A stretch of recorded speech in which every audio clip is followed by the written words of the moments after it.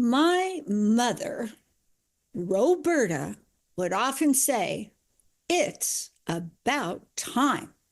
She was so crazy about time that our neighbors referred to her as a cuckoo clock. That didn't bother her. She still taught us to value our time. Time, like a bird, flies. No matter how much time you have, it must be spent wisely. She'd peck at us. Time is the currency of life, and it cannot be refunded.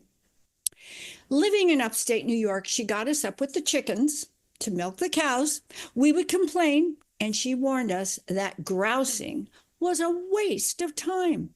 She inspired us to bevy our thoughts lest we live in the bondage of time. This poem, entitled Doing Time, is applied from a story a little birdie told her and written by a yet to be recognized bird brain, entitled Doing Time. The prisoner sat alone in thought of his vacated cell, begging his God to end his time of solitary hell. Oh, such a waste to have cut off his days known as his prime. The act was but a fleeting thought, so small, a human crime. He yearned to know his freedom, the sunshine and the flowers, and have someone to be with to while away the hours. But there was now no hope in sight. His life was all but through, when there upon the window pane a gentle sparrow flew. "Ah, little friend," he said now, "and I envy your life so, to choose each day with freedom the way your life will go." Well, the sparrow stared so blankly there, still perched upon the ledge, his fearful eyeing of the feline still hid beneath the hedge.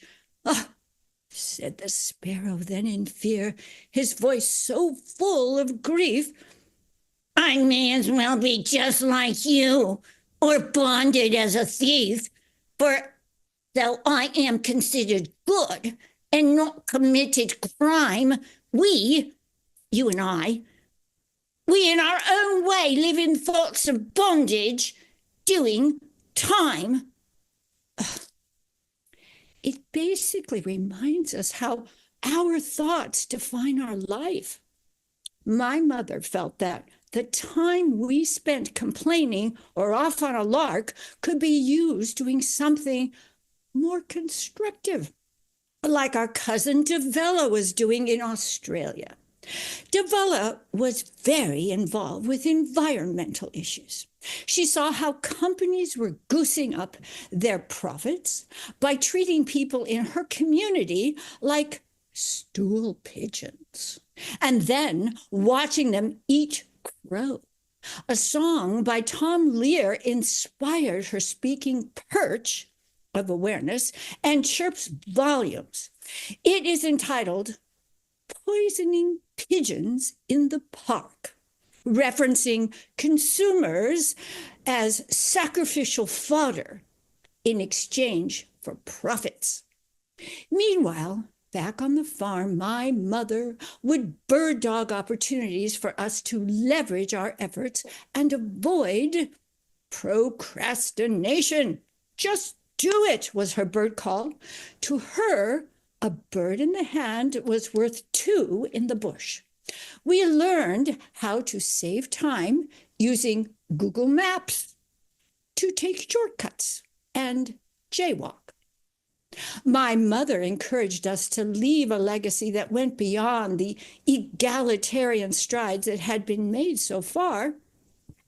She insisted circumstances must never interfere with the bird's eye view or the vision you were about to deliver. She also warned us that there would be so many distractions to take us off course because If the devil can't make you bad, he'll make you busy.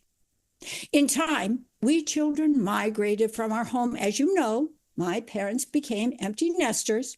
My mother was wise above her years and not wanting to henpeck my father, decided to get back into the pharmacy field. She was the night owl on duty. The night shift was especially rewarding to her because, people would have such fly-by-night problems. You'd think at night it would be like stomach aches and flu symptoms and headaches and earaches and so forth, but some people just don't give a hoot about their health. She would write songs about her experiences. One of them went like this. I work all night in a drugstore that is just outside of Niagara. Patients suffering stomach acid needs buffering, but the urgency is for Viagra. That was such a disappointment in many cases, but she did her best as much as possible in the middle of the night for these type of people. Our well-being is aviated in our mind by what we do, our physical state, our story, and how we strategize determine our destiny. Today, each time I see a bird, I'm inspired by the life and wisdom of my mother. The sound of music from birds brought her such joy each day. I am reminded circumstances must never interfere with the vision and destiny only you were brought here to deliver. Now, I ask you all, as my fine feathered friends, how is your vision of doing time, your destiny becoming a reality? Is your time of bondage or of a destiny, a reality that you want to see? From sea to shining with what you see. Yes.